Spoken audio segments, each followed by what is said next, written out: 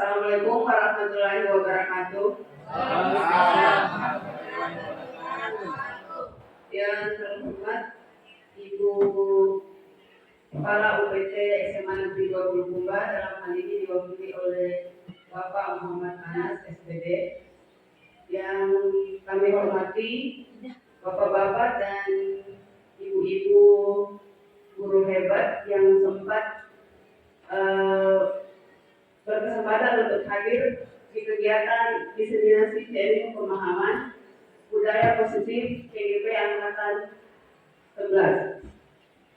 Syukur alhamdulillah kita panjatkan kehadirat Allah Subhanahu wa taala karena pada hari ini kita masih diberi kesempatan dan kesehatan untuk bisa berkumpul di tempat ini. Salam dan salawat senantiasa kita aturkan kepada bimbingan Muhammad SAW, Nabi sebagai rahmatan lil alamin. Baik Bapak Ibu guru hebat, untuk kegiatan kita selanjutnya adalah kegiatan kita akan dibuka oleh Bapak Muhammad Anas. Dalam hal ini kami persilakan. Terima kasih kepada moderator atas kesempatan yang diberikan kepada saya. Assalamualaikum warahmatullahi wabarakatuh.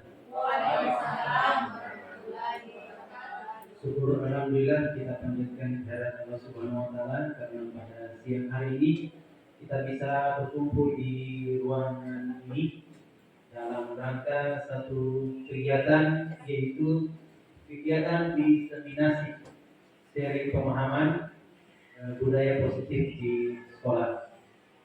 Semoga dengan adanya sharing pemahaman ini bisa menularkan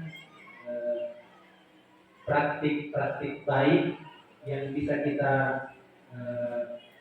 aplikasikan di dalam lingkungan sekolah kita, sehingga nantinya budaya positif ini itu akan berimplikasi terhadap lingkungan belajar, di mana lingkungan belajar inilah yang akan sangat mempengaruhi kegiatan proses belajar mengajar kita.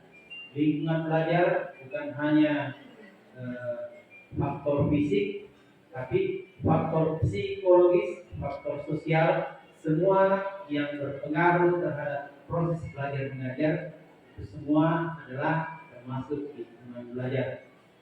Dan yang sangat mempengaruhi adalah budaya positif. Pada kesempatan ini calon guru penggerak angkatan 11 Kabupaten Bulukumba, khususnya dari SMA Negeri 2 Bulukumba, itu akan melakukan sebuah diseminasi sharing pemahaman budaya positif. Semoga apa yang disampaikan sebentar itu bisa kita pahami, bisa kita berikan masukan, atau bisa memberikan masukan dari TGP kepada kita semua. Kita saling sharing, saling berkolaborasi untuk budaya positif ini. Demikian apa yang saya ingin sampaikan sebagai perwakilan dari Kepala UPT SMA Negeri 20 Kumba. Baik, untuk saya akan membuka kegiatan ini dengan mengucapkan Bismillahirrahmanirrahim. Wabillahi taufiq wal hidayah. Assalamualaikum warahmatullahi wabarakatuh.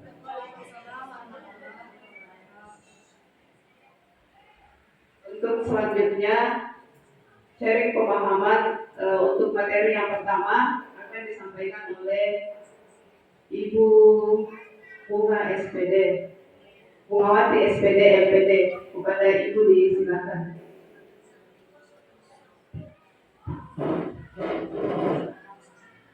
Yes.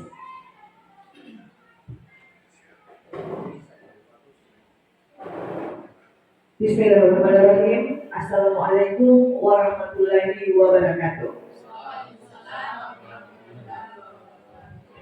Jadi terima kasih sekali lagi saya ucapkan kepada Bapak Wakil Kepala Sekolah dan Bapak Ibu Guru rekan sejawat atas kesediaan meluangkan waktunya membersamai kami. Jadi kegiatan ini bukan maksud mau menggurui Bapak Ibu, tetapi bagaimana kita sharing. Kami hanya menyampaikan ilmu yang kami dapatkan di pendidikan guru penggerak. Semoga ini bisa kita nanti sama-sama belajar dan sama-sama untuk menerapkan demi menciptakan lingkungan positif di sekolah kita sampai itu bisa jadi budaya positif. Baik Bapak Ibu, kami perkenalkan kembali calon guru penggerak angkatan 11. Jadi ada saya, Ibu Bungawati, kemudian Ibu Santi Asmarani, Ibu Sum Apriani, dan Bapak Muhammad Syarif. Kemudian budaya positif itu masuk di modul 1.4. Jadi ada koleksi antar materi, antara satu-satu. Jadi ada filosofi pendidikan nasional menurut Ki Hajar Dewantara. Kemudian ada nilai-nilai dan peran guru penggerak, kemudian visi guru penggerak, dan yang keempat yang sekarang dilakukan diseminasi adalah budaya positif. Menjalankan budaya positif di sekolah merupakan upaya pencapaian tujuan pendidikan nasional menurut Ki Hajar Dewantara. Jadi pendidikan yang berpihak pada murid, bersifat menuntun tumbuh dan berkembangnya kodrat anak sesuai dengan kodrat alam dan kodrat zaman. Kemudian untuk nilai dan peran guru penggerak, jadi kita sebagai guru dengan memiliki nilai guru penggerak, maka guru itu dapat dengan mudah mewujudkan budaya positif. Peran guru penggerak sebagai motor dalam mendorong kolaborasi dan pembentukan keyakinan kelas yang akan dijalankan. Jadi sekarang ini saya lihat di kelas-kelas juga Bapak Ibu sudah ada tertempel keyakinan kelas. Alhamdulillah, berarti itu tandanya sudah ada budaya positif yang dilaksanakan. Kemudian visi guru penggerak, budaya positif merupakan salah satu perubahan yang menjadi visi guru penggerak dalam mewujudkan lingkungan yang nyaman, aman, dan berpihak pada murid. Jadi di sini memang kita ditekankan semua aktivitas semuanya harus berpihak pada murid.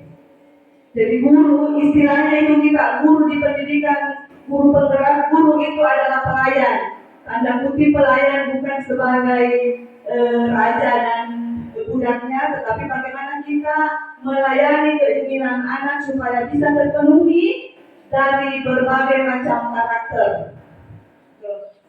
Lanjut. Topik-topik kali ini yang pertama adalah disiplin positif dan nilai-nilai kebajikan. Kemudian ada teori motivasi, hukuman, penghargaan dan restitusi, keyakinan kelas, kebutuhan dasar manusia dan dunia berkualitas, restitusi 5 posisi kontrol. Jadi guru di sini 5 posisi kontrol. Kemudian restitusi segitiga restitusi. Kemudian tujuan pendidikan. Ki Hajar Dewantara menyatakan tujuan dilakukannya pendidikan adalah untuk menuntun segala kodrat yang ada pada anak-anak itu agar mereka sebagai manusia dan anggota masyarakat dapat mencapai keselamatan dan kebahagiaan yang setinggi-tingginya. Jadi kita itu menonton kekuatan kodrat yang ada pada anak agar dapat memperbaiki lakunya, bukan dasarnya. Jadi namanya karakter biologis pada anak itu tidak bisa dihapus. Karakter buruk yang ada pada anak tidak bisa dihapus Bapak Ibu. hanya bisa ditipiskan, tidak bisa dimunculkan. Caranya bagaimana memberikan pendidikan, bagaimana memberi contoh, karena kita ini sebagai guru adalah panutan. Gitu. Lanjut. Topik pertama, disiplin positif dan nilai-nilai kebajikan universal. Silahkan dilihat Bapak Ibu, jadi boleh berpasangan, ini bisa dilihat. Cobalah buka, ada apa yang terjadi kira-kira. Ada A dan B, jadi Bapak Ibu bisa berpasangan, silahkan berpasangan. Next. Coba lakukan kegiatan, cobalah buka di atas. Jadi kalau berdua Bapak Ibu ada yang bertindak sebagai A, ada yang bertindak sebagai B, berpasangan sama Pak Rudi. Masing-masing A memiliki waktu 30 detik. Jadi mohon bisa dilihat di atas. Sesudah itu didiskusikan dan bisa dilihat kembali ke slide berikut. Sebelum ini ada. Jadi Bapak Ibu membayangkan kalau bisa ambil kertas, kemudian tulis, bayangkan apa di situ, boleh emas, boleh apa, kemudian genggam sekuat-kuatnya. Bapak Ibu boleh menggenggam sekuat-kuatnya, kemudian teman yang satu berusaha membuka. Jadi bisa dilakukan seperti itu. Teman Anda akan mencoba membuka sekuat tenaga dengan berbagai cara untuk meminta. Apakah dia bisa membujuk atau bagaimana? Silahkan dilihat. Silahkan berpasangan Bu Dirgahayu dengan Bu Wiwi. Pak Senan berpasangan gitu. Karena ini dikerjanya berpasangan. Nah, silahkan di situ dibayangkan. Terserah Bapak Ibu mau membayangkan apa di situ yang mau ditulis, kemudian Ibu cara mengenggam. Kemudian sebentar teman Bapak Ibu akan berusaha membuka.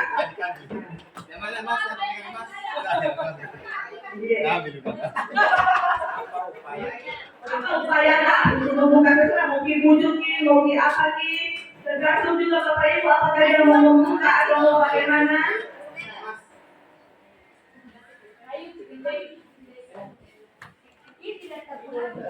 Hanya waktu 30 detik. Setelah itu next.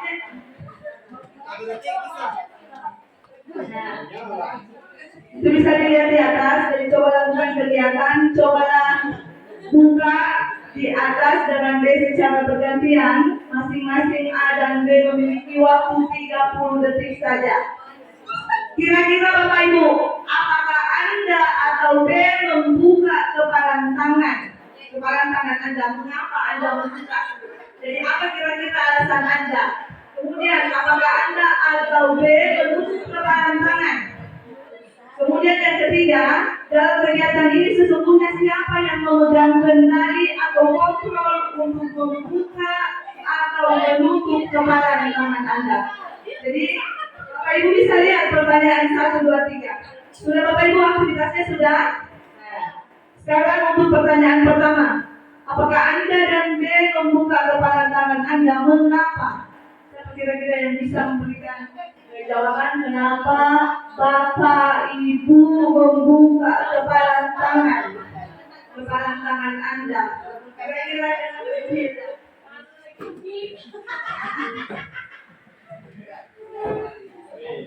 Karena Ibu mengancam. Saya. Karena janji bukan berbicara ini yang tulis. Kemudian yang kedua, jadi yang pertama dan yang kedua itu jawabannya bisa bervariasi. Ada yang bisa tetap mempertahankan kepalan tangan, ada yang bisa dengan rela membuka. Kemudian yang ketiga, dalam kegiatan ini sesungguhnya siapa yang memegang kendali? Siapa kira-kira yang memegang kendali? Siapa kira-kira yang memegang kendali atau kontrol untuk membuka dan menutup kepalan tangan? Siapa kira-kira?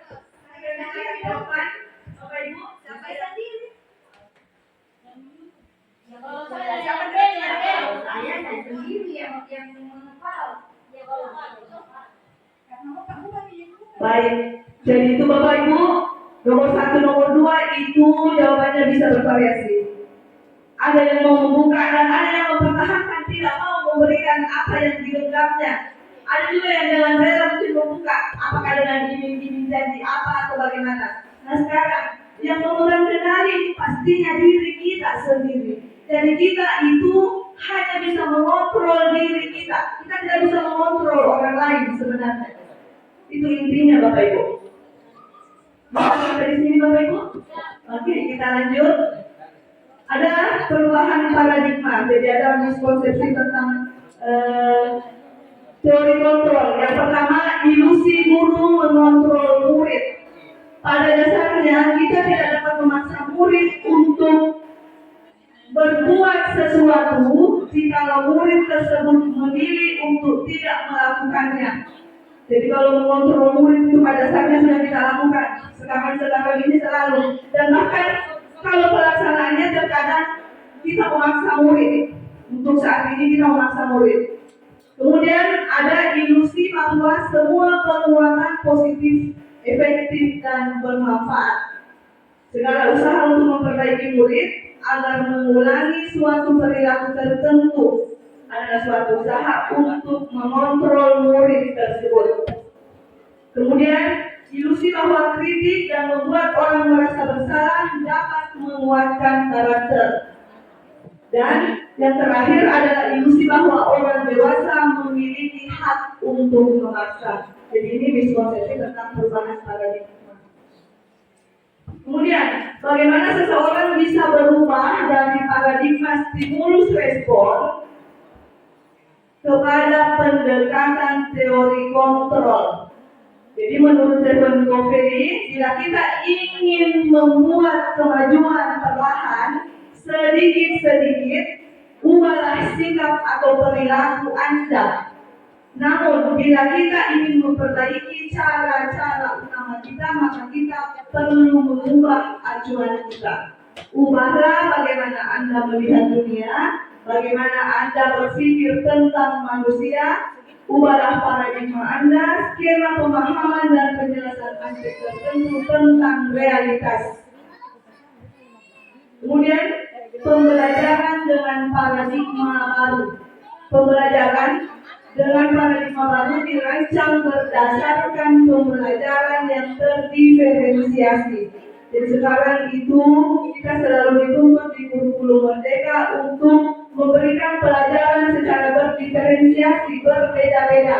Walaupun pada dasarnya kita ini masih agak kabur-kabur yang bagaimana itu pelaksanaannya. Dari situ nanti ada pengelompokan untuk memberikan pelajaran terhadap anak. Jadi pembelajaran yang terdiferensiasi sehingga setiap siswa belajar sesuai dengan kebutuhan dan tahap perkembangannya untuk mewujudkan profil pelajar Pancasila.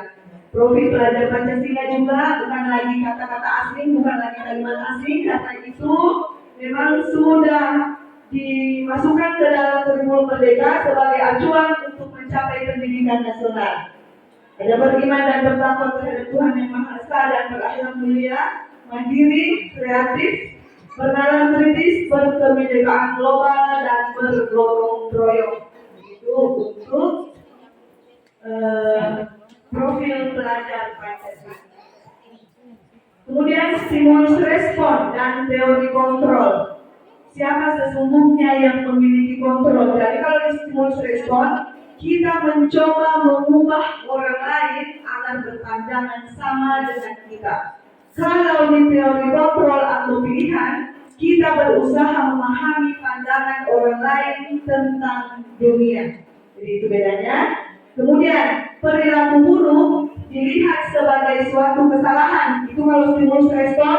Kemudian kalau teori kontrol, semua perilaku memiliki tujuan. Apakah itu perilaku buruk ataukah perilaku yang baik.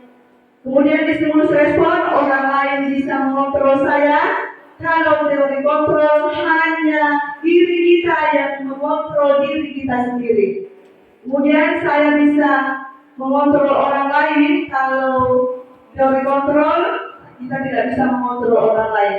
Pemaksaan pada saat rujukan gagal, kemudian kolaborasi dan konsensus Jadi sekarang itu memang selalu bagaimana supaya terjalin kolaborasi. Kemudian model berpikir menang kalah untuk stimulus respon, dan sekarang model berpikir menang-menang. Jadi bagaimana supaya tercipta perubahan paradigma pemahaman kita. Kemudian makna kata disiplin. Belajar tentang disiplin positif tidak harus memberikan hukuman. Justru itu adalah salah satu alternatif terakhir dan kalau perlu tidak dipergunakan sama sekali. Jadi selama ini mungkin kalau kita bertindak kepada anak, selalu ada hukuman, datang terlambat, disuruh menyapu, itu adalah hukuman. Berasal dari disiplin itu berasal dari bahasa Latin disiplina yang artinya belajar. Kata disiplin juga berasal dari akar kata yang sama, artinya murid atau pengikut. Untuk menjadi seorang murid atau pengikut, seorang harus paham betul alasan mengapa mereka mengikuti suatu aliran atau ajaran itu. Kemudian makna asal dari kata ini berkonotasi dengan disiplin diri dan murid-murid. Socrates dan Plato, disiplin diri membuat seseorang menggali potensinya menuju sebuah tujuan, sesuatu yang dihargai dan bermakna. Next. Kemudian nilai-nilai kebajikan universal. Jadi ada nilai-nilai kebajikan universal yang perlu diterapkan. Setiap perbuatan memiliki tujuan tertentu. Ada beberapa organisasi yang memiliki nilai-nilai kebajikan. Di antaranya kalau di sekolah kita profil belajar Pancasila ada beriman dan bertakwa yang tadi itu dinilai di elemen profil belajar Pancasila. Kemudian untuk PPP dan keterampilan hidup life skill, Bapak Ibu bisa lihat di atas. Ini untuk beberapa organisasi yang menerapkan. Dan kita sendiri di sekolah ini menerapkan profil pelajar Pancasila. Next. Topik kedua, teori motivasi, hukuman, penghargaan, dan restitusi. Restitusi sebentar Bapak Ibu akan dijelaskan di bagian terakhir. Motivasi, jadi motivasi itu ada 3 Bapak Ibu. Yang pertama itu untuk menghindari ketidaknyamanan atau hukuman. Apa yang terjadi apabila saya tidak melakukannya. Itu yang pertama ya, jadi menghindari ketidaknyamanan atau hukuman. Itu sebenarnya adalah motivasi eksternal. Sama dengan yang kedua, untuk mendapatkan imbalan atau penghargaan dari orang lain. Apa yang akan saya dapatkan bila itu juga motivasi eksternal. Tapi pada dasarnya sampai sekarang ini masih itulah yang kita pakai. Sampai sekarang saya di KSS, kita mau yang terbaik. Seperti kita membersihkan, melakukan kegiatan-kegiatan. Pasti tujuan utama saya yang pertama adalah bagaimana kita mendapatkan penghargaan, mendapatkan pengakuan. Yang ketiga adalah untuk menjadi orang yang mereka inginkan dan menghargai diri sendiri dengan nilai-nilai yang mereka percaya. Saya akan menjadi apa sekiranya saya melakukan ini. Jadi itu adalah motivasi internal. Dan bagaimana caranya supaya nanti di pendidikan kita ini, di lingkungan sekolah kita ini, kita mengikuti atau kita menerapkan bagaimana supaya motivasi internal yang bisa kita jalankan, bukan motivasi eksternal. Kemudian dihubung oleh penghargaan. Penghargaan itu berlalu sama dengan hukuman. Ternyata ini juga pengalaman baru. Jadi kalau selama ini itu kita mengajar, terkadang di dalam kelas itu ada anak yang mendapatkan sesuatu yang tinggi, terkadang kita kasih hadiah. Ternyata itu sebenarnya adalah sama dengan hukuman. Kenapa? Karena itu mungkin tidak konsisten yang kita lakukan. Dan itu bisa menurunkan semangat yang lain yang tidak mendapat penghargaan itu. Next, Bu Santi. Pengakuan atau apresiasi kebajikan, bentuk program kebajikan, ada pengakuan secara khusus, pengakuan secara pribadi, pengakuan kepada semua murid jadi pergantian, pengakuan secara konsisten dan fokus pada proses. Tindakan berupa hukuman dan konsekuensi. Mohon maaf Bapak Ibu, silakan diperhatikan. Next kali. Silakan diperhatikan tindakan guru di atas. Apakah itu termasuk hukuman atau konsekuensi? Silakan Bapak Ibu bisa lihat, dipikir-pikir dulu apakah termasuk hukuman dan konsekuensi.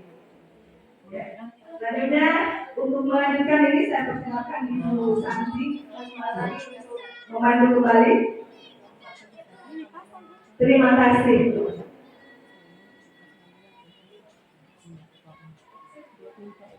Terima kasih atas kesempatannya Bu. Oke, Bapak Ibu, kita mau main tebak-tebakan sekarang. Oke, kira-kira Ibu bisa tebak itu hukuman atau konsekuensi. Oke, kita lihat yang pertama. Mencatat 100 kali di dalam buku kalimat saya tidak akan terlambat lagi karena terlambat ke sekolah bla bla bla. Menurut itu hukuman atau konsekuensi? Hukuman. Oke, kita lihat sebentar jawabannya siapa kira-kira paling banyak benarnya. Oke, lari mengelilingi lapangan basket 2 kali karena terlambat hadir di sekolah. Oke. Murid diminta untuk push up 15 kali karena tidak menggunakan masker ke sekolah. Oke, kita sudah hukuman. Mengganti kertas tugas teman yang telah dicoret-coret.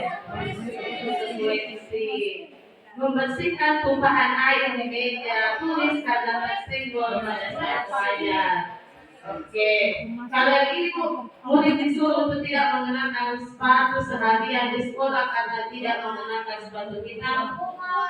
Oke, lagi mengelilingi lapangan basket 2 kali. Kira-kira hukuman atau konsekuensi?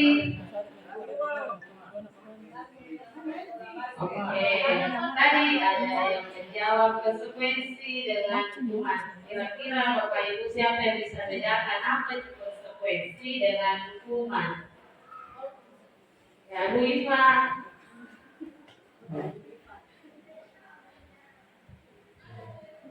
Ya, silakan. Terima kasih atas kesempatan yang diberikan. Menurut saya hukuman itu bisa berupa fisik atau berupa fisik yang diberikan kepada anak-anak atau yang melanggar aturan yang sudah ditetapkan. Kalau konsekuensi artinya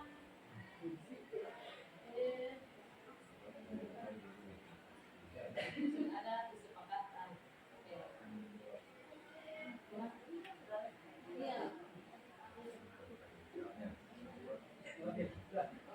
Terima kasih Bu. Oke, jadi hukuman katanya ada yang fisik dan memberatkan siswa. Kalau konsekuensi sudah ada kesepakatan sebelumnya. Kita lihat jawabannya. Kira-kira siapa yang benar semua? Oke, yang pertama hukuman, yang kedua hukuman, ketiga konsekuensi yang ini, yang keempat. Oke, ada 4 hukuman, ada 3 konsekuensi. Bapak Ibu siapa yang benar semua? Oke, Oke, lanjut dulu. Oke, kita lihat apa perbedaan hukuman dan konsekuensi sebenarnya. Dilihat Bapak Ibu, kira-kira kita di sekolah ini di SMA Negeri 2 menerapkan yang mana atau di kelas Bapak Ibu kita terapkan yang mana? Oke, hukuman sesuatu yang menyakitkan harus terjadi.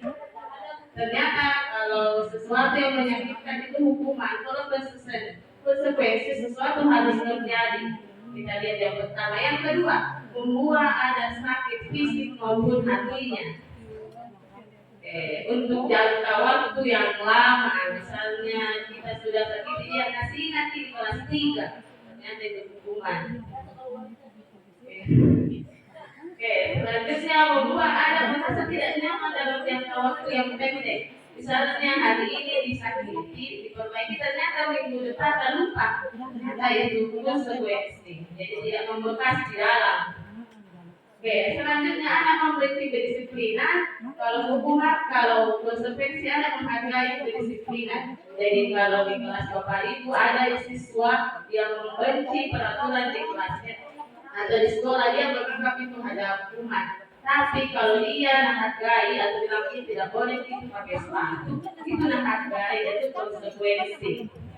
Selanjutnya Hukuman itu adalah paksaan, konsekuensi stimulus tangkapan. Jadi kalau kita Bapak Ibu pasti bilang, nggak boleh itu pakai sendal di kelas, tapi kita merasa bahwa terpaksa itu hukuman, tapi makanya kita akan pelajari nanti tentang kesepakatan kelas. Jadi semoga Bapak Ibu di kelasnya, Bapak Ibu wali ada kesepakatan kelas di kelasnya. Oke, alhamdulillah. Oke, selanjutnya mendorong anak menyakiti dirinya sendiri.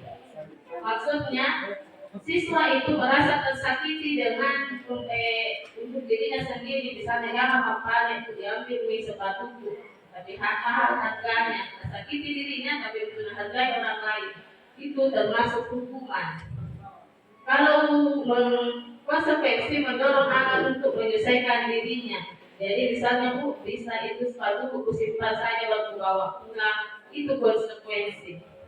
Oke, selanjutnya konsep diri yang buruk untuk hukuman, konsep diri yang baik. Maksudnya itu hukuman, kalau sudah dimarahin, kayaknya saya siswa yang malas, kepeman, nakal, itu termasuk hukuman. Kalau siswa menganggap dirinya siswa yang nakal, kalau konsekuensi dia saja bilang saya melanggar peraturan sekolah. Oke, selanjutnya anak belajar untuk menyelesaikan kesalahan. Kalau konsekuensi anak belajar untuk mematuhi peraturan. Jadi dia patuhi kalau konsekuensi, kalau hukuman untuk menyembunyikan kesalahan. Sembunyi sendalnya karena takut dimarahi. Oke, selanjutnya marah, bersalah dan sebagainya. Kemudian konsekuensi kehilangan hak dan dibuat nyaman, diasingkan untuk sementara waktu. Seperti itu Bapak Ibu.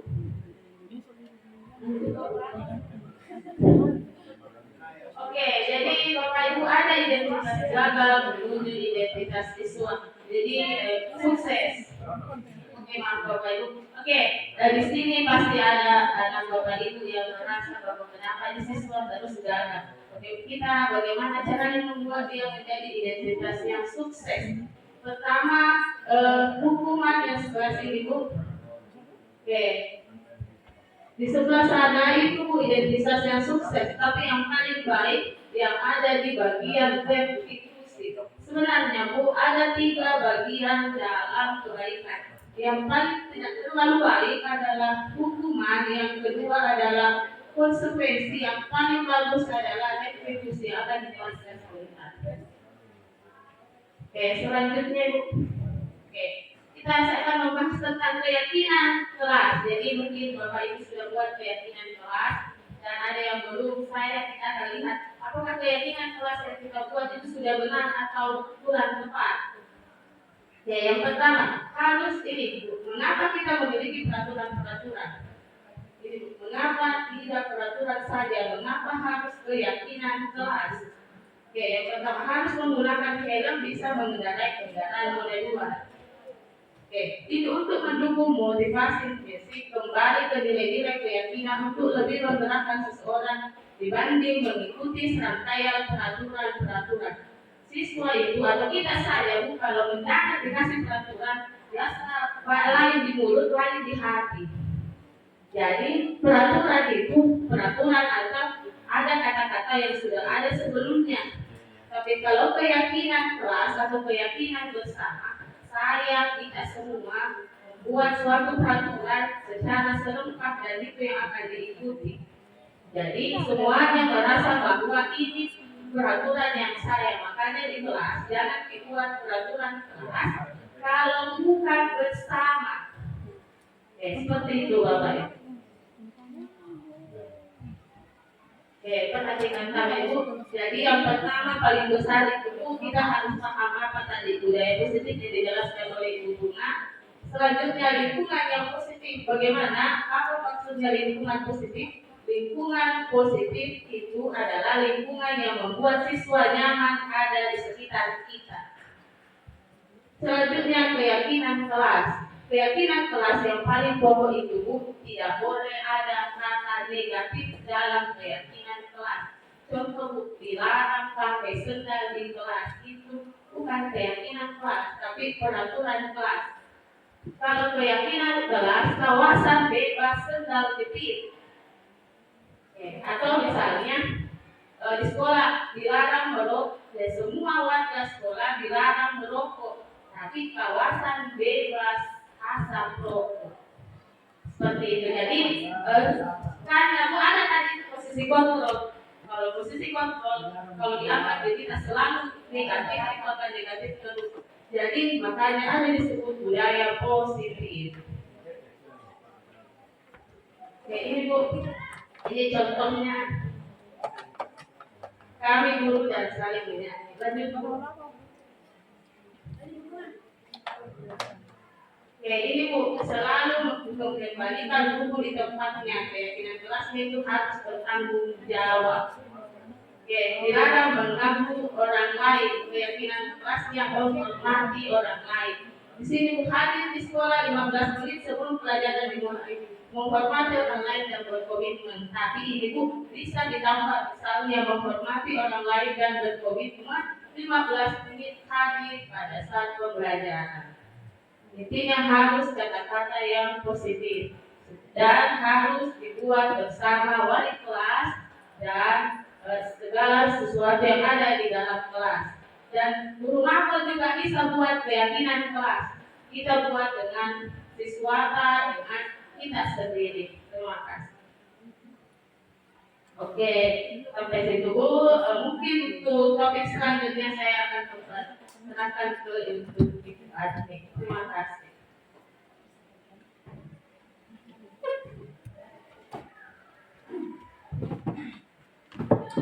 Terima kasih kepada Ibu Santi. Baik, saya akan melanjutkan materi. Yang pertama adalah materi kebutuhan dasar manusia. Ya, baik, Bapak Ibu yang saya banggakan, mungkin kita semua sudah paham tentang apa kebutuhan dasar kita.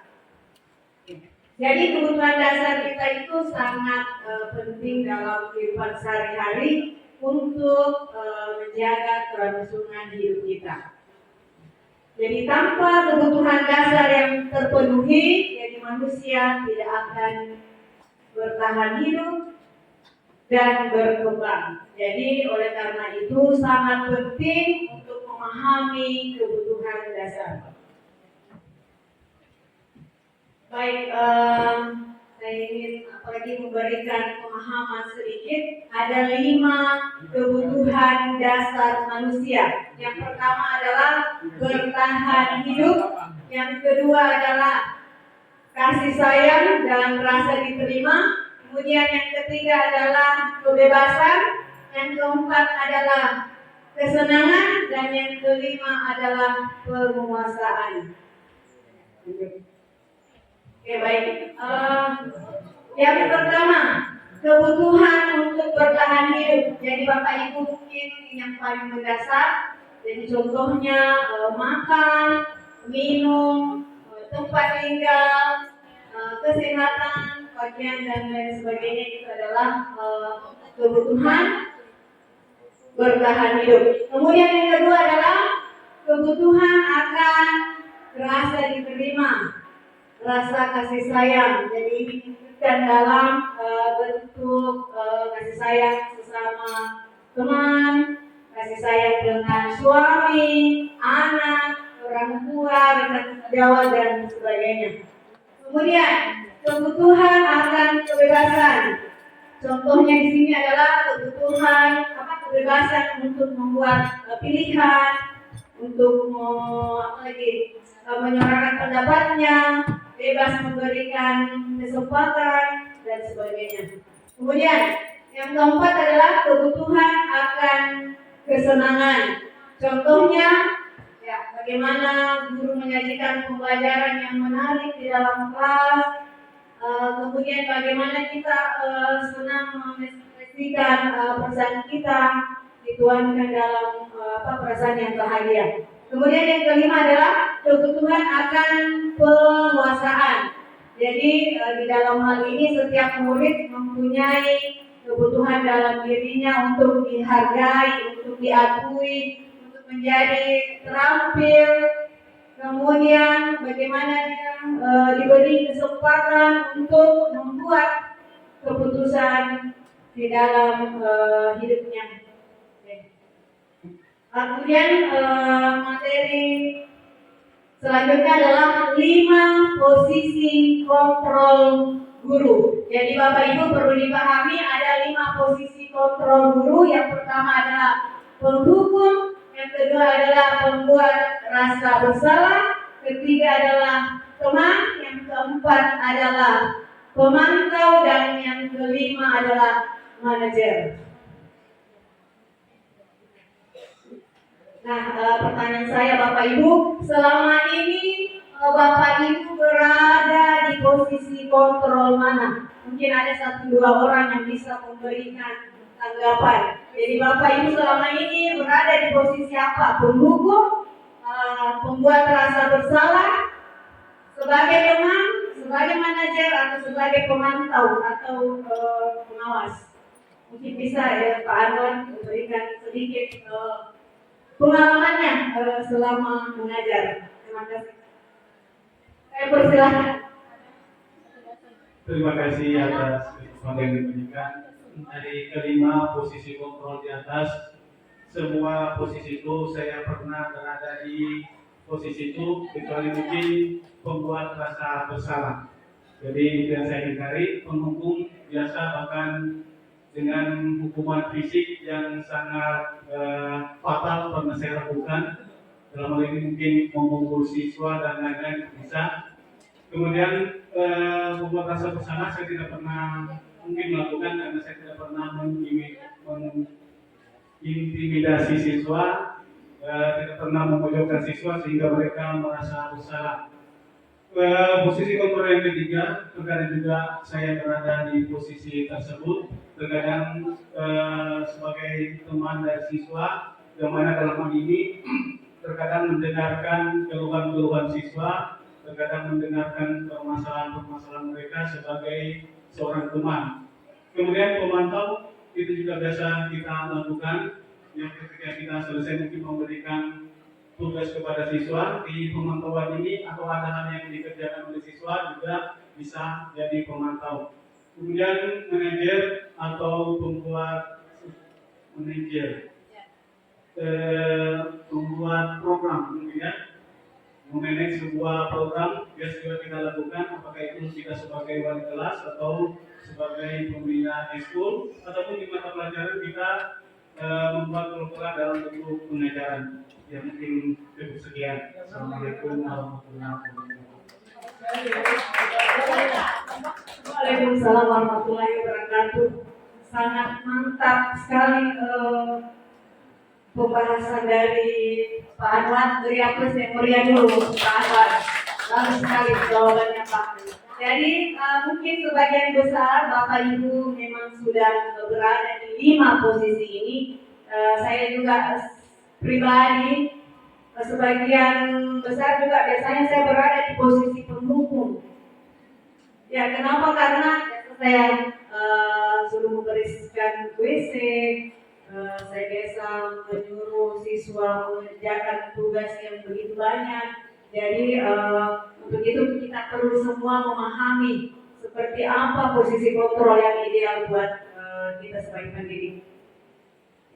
Baik, untuk posisi kontrol penghukum ini, yaitu saya bilang tadi, sudah diterapkan dari sebagian besar mungkin beberapa guru, dengan anggapan hukuman mempercepat penyelesaian masalah tanpa memikirkan dampak buruk yang ditimbulkan. Jadi seorang penghukum itu biasanya melontarkan pertanyaan-pertanyaan menyakiti disertai gestur, menunjuk-nunjuk, menghardik, dan mata melotot. Kemudian apa dampaknya itu? Jadi Bapak perlu pahami bahwa dampaknya itu murid akan menjadi pendendam, pemberontak, dan menyalahkan orang lain. Jadi dampak lebih buruknya, murid akan mengalami keterpurukan mental seperti lunturnya rasa percaya diri dari kesedihannya yang berkelanjutan. Jadi ini sangat fatal untuk kita Bapak Ibu untuk posisi kontrol penghukum. Lanjut, membuat rasa bersalah. Pada posisi ini guru akan berkata lebih lembut. Guru akan menciptakan keheningan yang membuat orang lain merasa tidak nyaman, merasa bersalah bahkan rendah diri. Posisi kontrol tersebut berdampak pada penilaian diri yang buruk. Murid akan merasa bersalah dan tidak berharga. Tidak seperti dampak posisi penghukum, murid dapat mengungkapkan segala amarah meskipun dengan cara negatif. Jadi murid dengan perasaan tertekan seperti ini tiba-tiba dapat meletus amarahnya sehingga dapat menyakiti diri sendiri bahkan orang lain. Jadi ini juga membuat rasa bersalah, itu posisi kontrol yang negatif. Kemudian lanjut posisi kontrol teman. Jadi pada posisi kontrol ini guru tidak akan menyakiti murid, namun akan tetap berupaya mengontrol melalui persuasi. Persuasi itu membujuk. Kemudian guru akan bersikap akrab, berkata ramah dengan gestur merapat kepada murid, kemudian mungkin disertai dengan senyuman.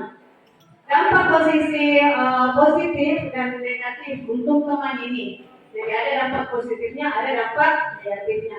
Kalau dampak positifnya dapat menjalin hubungan baik antara guru dan murid, sedangkan negatifnya adalah akan muncul rasa ketergantungan murid terhadap guru. Oke, lanjut. Kemudian posisi kontrol pemantau atau posisi mengawasi. Jadi ketika mengawasi, guru bertanggung jawab atas perilaku murid-murid yang diawasi. Posisi pemantau ini berdasarkan peraturan-peraturan dan konsekuensinya. Dengan menggunakan sanksi atau konsekuensi, guru dapat memisahkan hubungan pribadi dengan murid. Jadi posisi tersebut berawal dari teori stimulus respon yang menunjukkan tanggung jawab guru dalam mengontrol murid. Nah, akibat dari posisi kontrol ini, murid memahami sanksi yang harus dijalankan karena telah melanggar salah atau peraturan yang ada di sekolah atau tata tertib. Kemudian posisi yang kelima yang terakhir adalah posisi kontrol manajer. Posisi di mana guru melakukan sesuatu bersama murid. Jadi guru bersama murid mempersilahkan murid bagaimana dia mempertanggungjawabkan perilakunya atau pelanggarannya dan mendukung murid agar dapat menemukan solusi dari permasalahan yang dihadapi. Jadi pada posisi ini murid diajak untuk menganalisis kebutuhan sendiri maupun kebutuhan orang lain. Jadi kalau dilihat dari 5 posisi kontrol guru ini, yang paling ideal buat kita adalah posisi manajer. Bagus Bapak Ibu. Jadi kalau manajer, kita sebagai manajer tentunya kita dapat meringankan beban murid, membantu murid untuk menyelesaikan masalah yang dihadapi sehingga dapat menciptakan suasana sekolah, lingkungan sekolah yang aman dan kondusif. Ya baik, sedikit ada refleksi.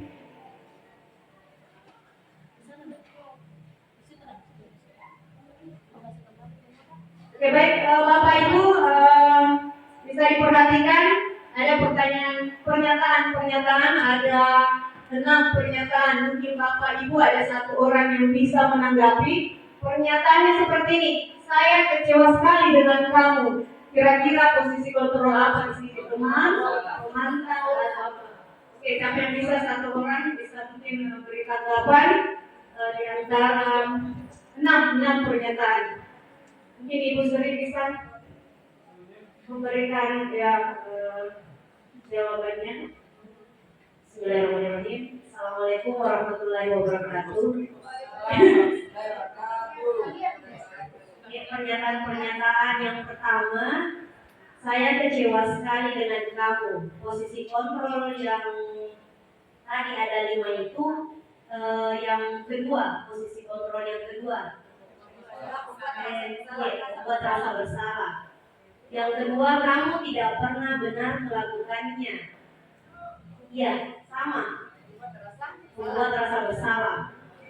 Ayolah lakukan demi bapak atau ibu nak sebagai teman. Iya, posisi kontrol teman. Apakah kamu mau mendapatkan stiker bintang hari ini? Manajer melayani siswa. Iya. Bagaimana kamu bisa menyelesaikan masalah ini? Manajer, iya, kamu selalu yang paling terakhir. Membuat rasa bersalah. Iya. Mungkin seperti itu jawabannya. Iya.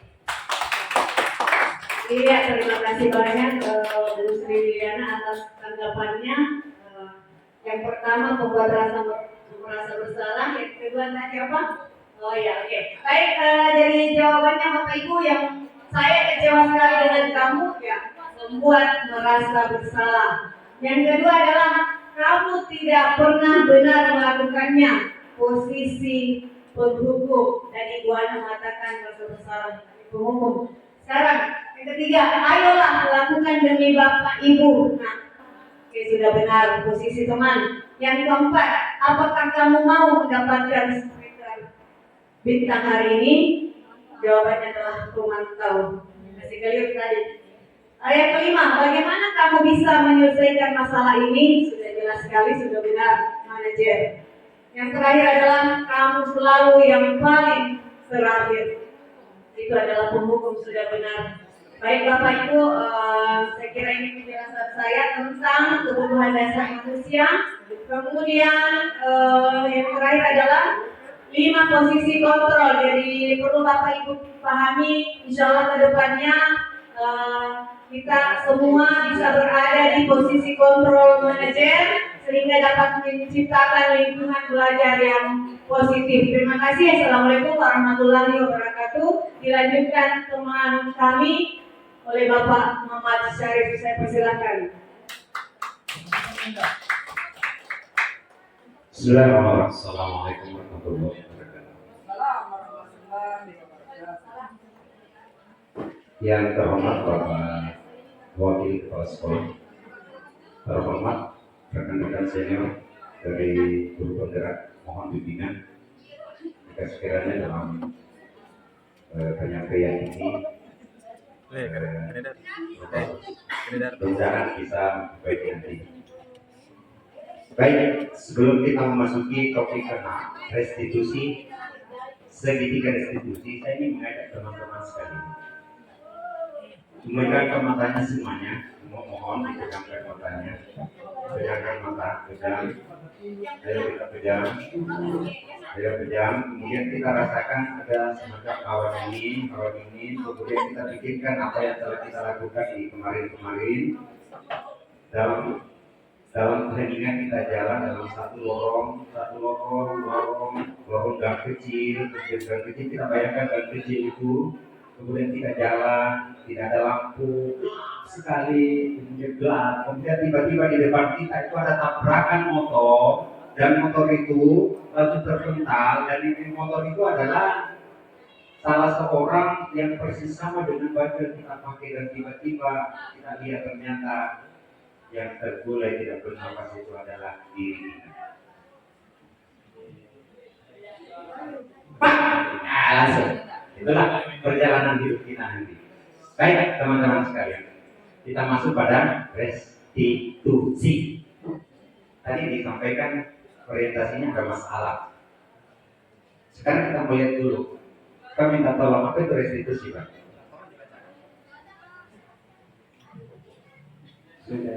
Terima kasih. Baik, restitusi adalah proses menciptakan kondisi bagi murid untuk memperbaiki kesalahan mereka, sehingga mereka bisa kembali pada kelompok mereka dengan karakter yang dibuat. Baik rekan-rekan, yang namanya restitusi pasti terfokus saat kita kepada seseorang yang bermasalah. Kembali tidak bermasalah, itu intinya sesungguhnya, substansinya begitu. Bagaimana upaya anak yang bermasalah ini dia kembali tidak bermasalah dan merasa tidak ada masalah. Jadi ada sebuah problem solving di dalam proses hidupnya, di dalam melaksanakan pembelajaran di lingkungan sekolah. Itu intinya. Kemudian ada, kalau kita lihat ada 9 ciri restitusi. Jadi kita akan lihat 1, 2, 3, saya kira kita bisa semua baca. Jadi bukan menebus, bukan bagaimana caranya dia memperbaiki hubungannya, tawaran bukan paksaan, artinya terlahir dengan penuh kerelaan. Jadi sesuatu perubahan yang kita lakukan dan melalui sebuah proses yang mana siswa itu melakukannya tanpa harus ditekan dan tanpa harus dipaksakan. Dia menyadari dengan ketulusan hati bahwa dia harus menjadi lebih baik tanpa harus ada tekanan dari kita, tetapi dia diajak berkolaborasi. Lanjut. Karena waktu kita tidak terlalu banyak. Ada segitiga restitusi. Kalau kita lihat lingkaran segitiga ini, ya, kita lihat yang paling dasar tuh. Kita mulai dari yang paling dasar. Jadi kita ada jalur jauh, jauh. Yang pertama menstabilkan identitas. Nah, yang kedua validasi tindakan. Yang ketiga menanyakan keyakinan. Sebetulnya dimaksud menstabilkan identitas di sini. Ketika ada anak yang bersalah, tidak langsung dia merasa dia tak sudah tahu dirinya bersalah, tetapi dengan kehadirannya kita tidak merasa bagaimana kita menormalkan dia sampai dia tidak begitu kebersalahannya itu sangat mendera jiwa dan secara psikologi. Kita stabilkan jiwanya. Kalau umpamanya kan bisa kita lakukan ya oleh guru, oleh orang tua. Jadi restitusi itu bisa dilakukan kita sebagai orang tua di rumah, bisa kita lakukan dan terutama tentunya sebagai pendidik di sekolah. Jadi bagaimana kita kalau ada orang yang begini, ada anak yang bersalah, ada anak yang bawa pakar, tidak langsung di justice, loh, kamu itu melanggar, kamu itu begini, tapi paling tidak biasa ya, namanya bawa pakar berdebat, ya kan begitu kan? Nanti akan kita lihat. Yang kedua memvalidasi tindakannya. Kita mengajak dia berpikir apa tindakannya itu baik atau tidak baik. Itu intinya sesungguhnya. Tidak dalam pada proses saya sampaikan, tetapi bagaimana lebih sederhananya bahwa anak yang bersalah itu dia memvalidasi dirinya sendiri, tindakan yang dia lakukan itu betul-betul dia sadari bahwa itu masalah yang dia lakukan. Bukan kita yang mengatakan bahwa tahu bermasalah. Ketika kita mengatakan tahu itu bermasalah, berarti kita masuk di dalam kategori lima kontrol hukum. Berarti kita masuk di dalam bagaimana dia memvalidasi dirinya sendiri dengan mengarahkan kita yang mengatakan bagaimana dia memahami bahwa dia bersalah. Yang ketiga, bagaimana menanyakan keyakinannya apakah yang dia lakukan itu salah atau tidak dan bagaimana kesalahan itu bisa baik. Kira-kira ada tadi dikatakan sanksi dan konsekuensi, hukuman atau konsekuensi. Bagaimana konsekuensi itu bisa jalan tetapi tidak masuk di dalam ranah hukum. Lanjut. Ini saya kira contoh-contohnya kalimat-kalimat yang di dalamnya ini bisa diminta sama hubungan. Kalimat-kalimat ini bisa barangkali dijadikan teman-teman sebagai tujuan. Setiap orang pasti pernah melakukan tidak apa-apa bersalah. Orang kan saya belum pernah bersalah. Tapi kan artinya orang itu apa menstabilkan dirinya dia tidak. Kalau kamu besar kesalahannya langsung, kalau kamu bersalah. Secara psikologis pasti dia memiliki tekanan jiwa. Ini mau menstabilkan dulu dan validasi dan saya kira ini dan terus-terusnya karena waktunya terlalu banyak. Ya, lanjut. Menstabilkan di sini kita mencoba melihat penjelasannya. Kita sebagai guru, kita anggap di dalamnya ada anak kita, di dalam kelas kita atau di dalam lingkungan kita. Anak kita itu membuat yang mungkin paling banyak di sini yang masuk dari awal waktu itu kan lambat. Dan ini saya sempat sampaikan waktu kita diskusi waktu karya dan ternyata bukan cuma sekolah kita, hampir semua sekolah menengah atas itu mengalami seperti ini. Saya tidak tahu apakah ini menjadi sebuah ciri khas sekolah lanjutan atas atau bagaimana. Untuk membuat anak yang merasa gagal karena mampu berbuat salah menjadi positif terhadap dirinya. Bagaimana anak itu ketika dia salah pasti kan setiap kita bersalah ada merasa rendah diri. Kita saja membuat pelanggaran dalam norma agama meskipun tidak ditahu sama orang lain. Pasti ada tuntutan di jiwa kita bahwa kita ini rendah di hadapan Allah. Seperti ini di dalam aspek sosial, kehidupan sosial. Ketika kita melanggar norma sosial, kita berada di depan orang itu tahu, kita berada di depan orang banyak pasti kita merasakan. Kenapa? Karena kita melanggar norma itu.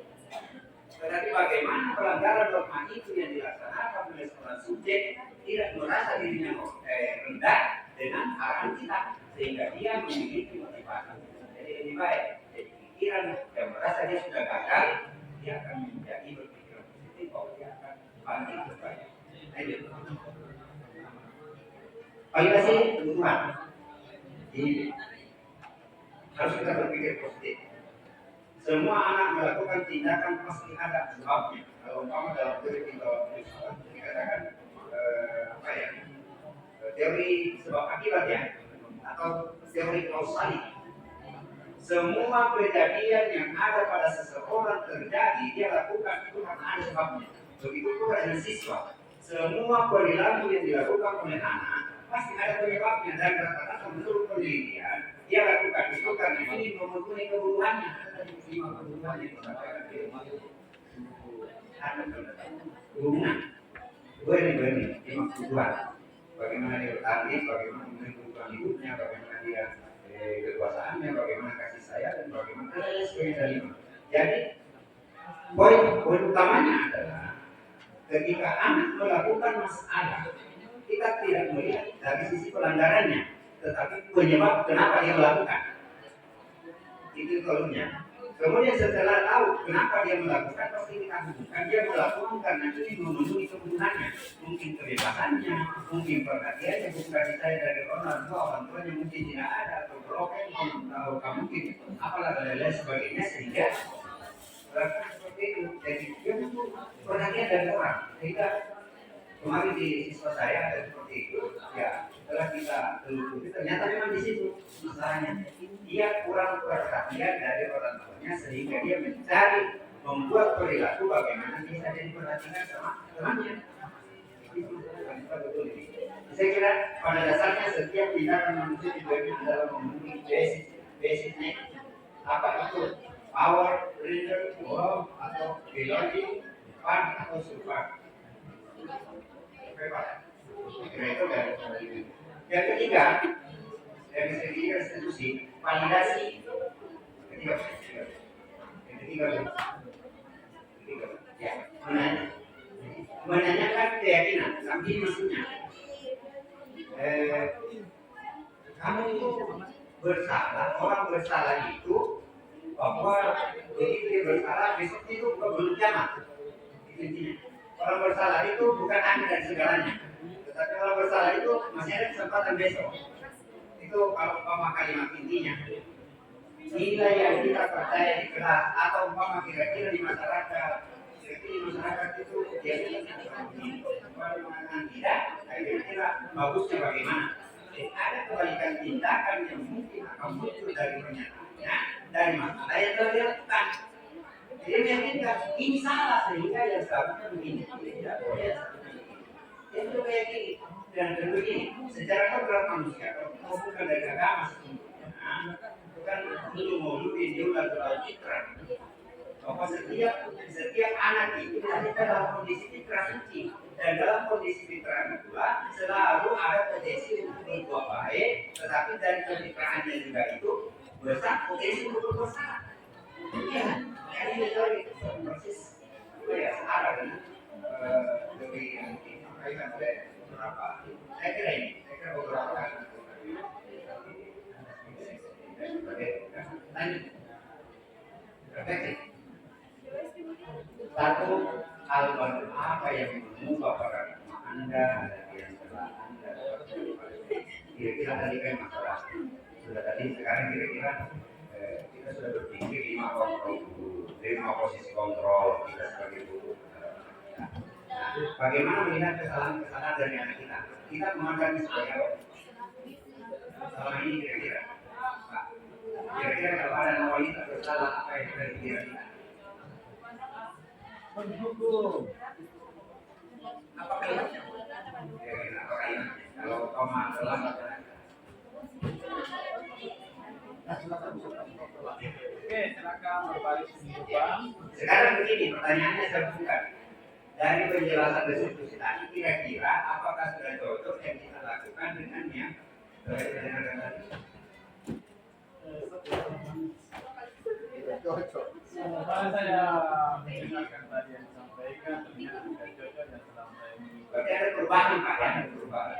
Jadi kita memandang bahwa siswa kita itu adalah bukan sebuah objek yang harus kita ubah mau kita. Kan seperti itu intinya sebetulnya secara ilmiahnya.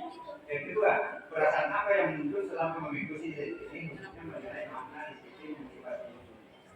Motivasi intrinsik sebetulnya motivasi yang muncul dari diri sendiri tanpa kita kesadaran itu dari dalam.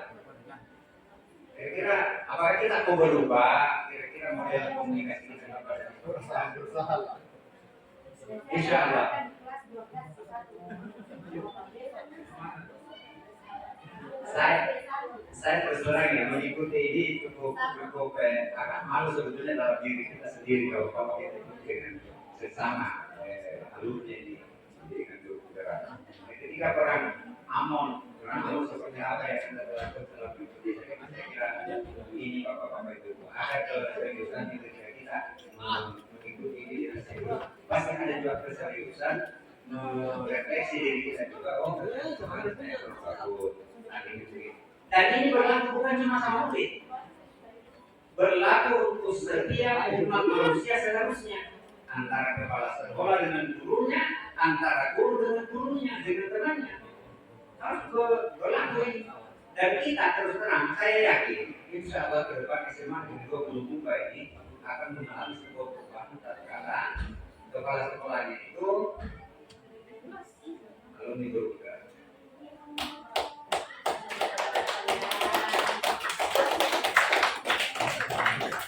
Ada kira-kira di sini ada Ida, ada Pak baik kalau ada Anas, Rida, Surtina tidak nama lagi. Jangan.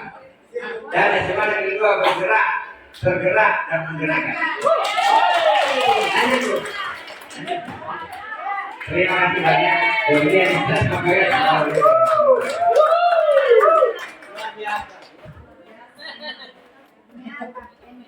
Demikian sharing pemahaman yang disampaikan oleh Bapak dari calon pendengar kita.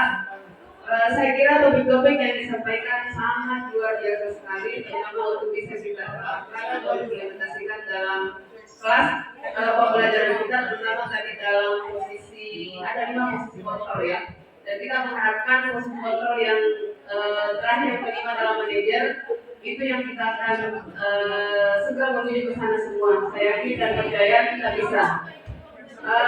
Saya akhiri dengan ucapan wabillahi taufiq wal hidayah. Wassalamualaikum warahmatullahi wabarakatuh.